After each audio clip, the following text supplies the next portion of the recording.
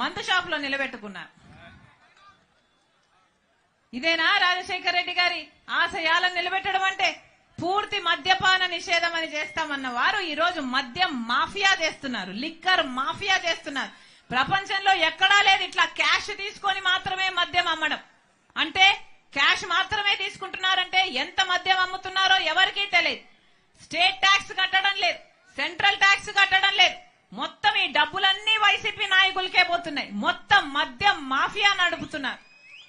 ఇదేనా రాజశేఖర రెడ్డి గారి ఆశయాలను నిలబెట్టడం అంటే? ఒక్కసారైనా ఒక్క మాట అంటే ఒక్క మాట అయినా నిలబెట్టుకున్నారా? ఏం చేతనైంది? ఇక్కడ ఈ నగరిలోనైనా ఒక్క మాట అయినా నిలబెట్టుకున్నారా? ఎలా ఉంది మీ ఎమ్మెల్యే గారు? ఎవరు మీ ఎమ్మెల్యే? ఎవరు మీ ఎమ్మెల్యే? ఎలా పని చేస్తున్నారు అని అడిగాను. అంటే నాతో చెప్పిన వాళ్ళు, అమ్మా ఇక్కడ అసలు మొత్తం జబర్దస్త్ దోపిడీ అట, జబర్దస్త్ గా దోచుకుంటున్నారట. ఎలా ఉంది మీ ఎమ్మెల్యే అంటే, ఎమ్మెల్యే కాదమ్మా మంత్రి అన్నారు. పోనీ ఎలా ఉంది అంటే, మాకు ఒకరు కాదమ్మా 4 మంత్రులు అన్నారు. 4 ఏంటన్నా అంటే, ఎమ్మెల్యే గారు మంత్రి అట, భర్త మంత్రి అట, వాళ్ళ అన్నలిద్దరు కూడా మంత్రులేడట. యథేచ్ఛగా జబర్దస్తుగా దోచుకుంటున్నారట. గ్రావెల్ వదలరంట, చెరువులోని మట్టి వదలరంట, ఇసుక వదలరంట, ఏది గాని వదలరంట. ఆఖరికి పేద వాళ్ల కోసం హౌసింగ్ కడితే ఆ హౌసింగ్ మాఫియాలోనే చేతులు మారడంలోనే 100 కోట్లు సంపాదించుకున్నారమ్మా అన్నారు. పేదవాళ్లకు కట్టే ఇళ్లల్లో ఆఖరికి చిన్న ఉద్యోగాల కోసం వచ్చినా కూడా కమిషన్లు తీసుకుంటారమ్మా. ఎవరన్నా వెంచర్లు వేశారంటే ఆ వెంచర్లో వీళ్లకు అదేంటిది ప్లాట్లైనా ఇవ్వాలి, లేకపోతే కప్పమైనా కట్టాలి. వీళ్ళ కన్ను పడింది అంటే ఆ ప్లాట్ గా మిగలదమ్మా, వాళ్ళ స్వాహా చేసేస్తారు అన్నారు. ఇందుకేనా అధికారం ఇచ్చింది? ఇందుకేనా ఓట్లేసింది? ఎక్కడ చూసినా అవినీతి, ఎక్కడ చూసినా డబ్బులమయం. ప్రజల గురించి ఆలోచన చేసేవాడు ఎవరైనా ఉన్నారా అంటే ఒక్కరు కూడా లేదు. ఇలా తయారైంది కదా. నన్ను అంటుంది రాజశేఖర రెడ్డి బిడ్డను నన్ను అంటుంది నేను అక్కడ తెలంగాణలో పార్టీ పెట్టానట, తెలంగాణలో పార్టీ పెట్టక ముందు నేను కాంగ్రెస్ పార్టీని దూషించానట, ఇప్పుడు కాంగ్రెస్ పార్టీలో ఎలా చేరాను అని అంటుంది. అమ్మా రోజమ్మా, మీకు గుర్తులేదేమో, నేను గుర్తు చేస్తాను. మీరు తెలుగుదేశం పార్టీలో ఐరన్ లెగ్ అన్న పేరుతో మీరు పిలువబడినప్పుడు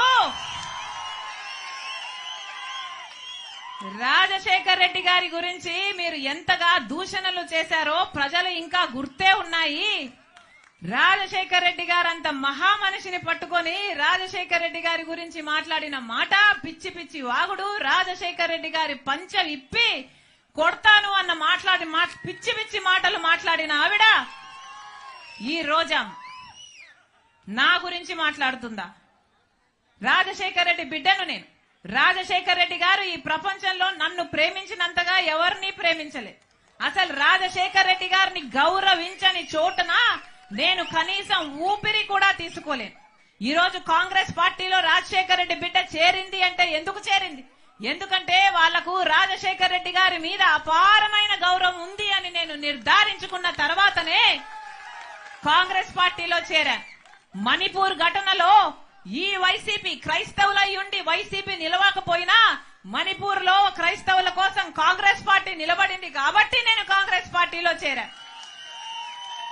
మన ఆంధ్ర రాష్ట్రానికి ప్రత్యేక హోదా గురించి వీళ్ళు కొట్లాడతామని చెప్పి మాట తప్పితే కాంగ్రెస్ పార్టీలో రాహుల్ గాంధీ గారు మొట్టమొదటి సంతకమే నేను ప్రత్యేక హోదా ఫైల్ మీద చేస్తాను ప్రధానమంత్రి అయినాక అని ఆయన మాట చెప్తే తర్వాత చేరాను నేను కాంగ్రెస్ పార్టీలో. నా గురించి మాట్లాడుతున్నారా? పైగా తెలంగాణలో పార్టీ పెట్టానట, నేను మూసేసి ఇక్కడికి ఎందుకు వచ్చాను అని అడిగింది. అమ్మా నేను వైఎస్ఆర్ తెలంగాణ పార్టీ అని పార్టీ పెట్టిన మాట నిజమే, అది మూయలేదు తల్లి. వైఎస్ఆర్ తెలంగాణ పార్టీ కాంగ్రెస్ పార్టీలో విలీనం చేశాం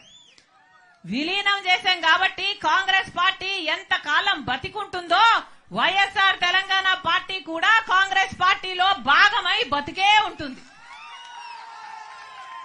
ఈ రోజు ఆంధ్ర రాష్ట్రానికి రాజశేఖర రెడ్డి బిడ్డ వచ్చింది అంటే గొప్ప ఉద్దేశంతో వచ్చింది.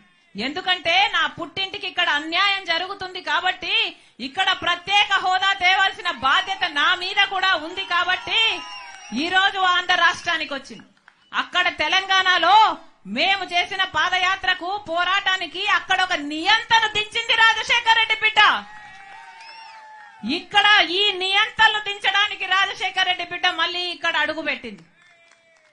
పైగా తెలంగాణలో తెలంగాణ ప్రభుత్వం డబ్బులు ఇవ్వాలట, అవి నేను తీసుకురావాలట. ఏమ్మా, నేను తీసుకొస్తే మీరేం చేస్తారు? గాడిదలు కాస్తారా? అధికారం ఏమో మీకుంది, తెలంగాణలో టీఆర్ఎస్ పార్టీలో దోస్తీ ఏమో మీకుంది.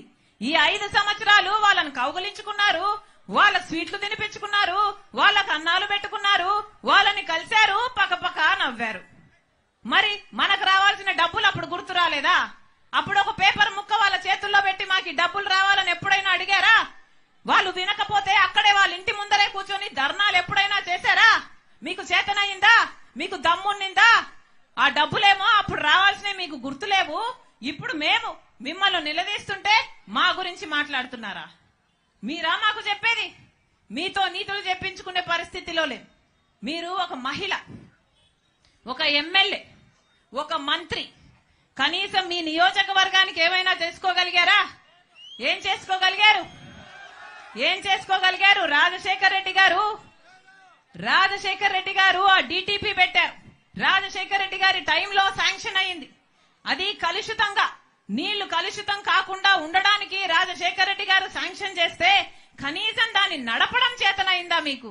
దాన్ని మెయింటెనెన్స్ చేసి ప్రజల కోసం మంచి నీళ్లు ఇవ్వడానికైనా చేతనైందా మీకు? ఈరోజు లూమ్స్ లో పాపం వాళ్ళ పవర్ స్లాబ్ మీరు మార్చడంతో 1000 రూపాయలు వచ్చే బిల్లు ఇప్పుడు 5000 వస్తుందట. దాంతో పాపం ప్రజలు బతకాలా, అప్పుల పాలైపోవాలా, ఆత్మహత్యలు చేసుకోవాలా అని ఇక్కడ గగ్గోలు పెడుతుంటే మీ చెవికేమో పడదు. మీరా మాట్లాడేది? పక్కనే ఇంకో రాష్ట్రం ఉంది. ఆ పక్క రాష్ట్రంలో డీజిల్ ధర ఎంత, పెట్రోల్ ధర ఎంత, ఇక్కడ ఎంత? ఏం చేతనైంది మీకు? ఏం చెప్పారు ఆ రోజున? ఇదే వైసీపీ ప్రభుత్వం ఆ రోజు చెప్పలేదా మేము ధరలు తగ్గిస్తాము అని, సబ్సిడీలు ఇస్తాము అని ఆ రోజు చెప్పలేదా?